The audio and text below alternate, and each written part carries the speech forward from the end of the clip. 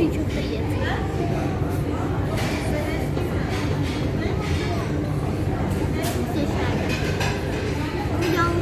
Yandı. Nene yandı.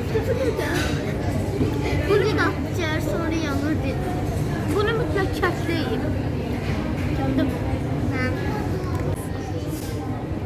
Bence köfteyle gidelim. Yandım. Limon sattık görünüyor.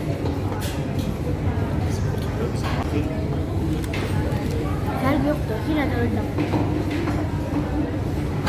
Bu dünyanın hayatı çizgisinden daha acıdı. Yandım. Yandım.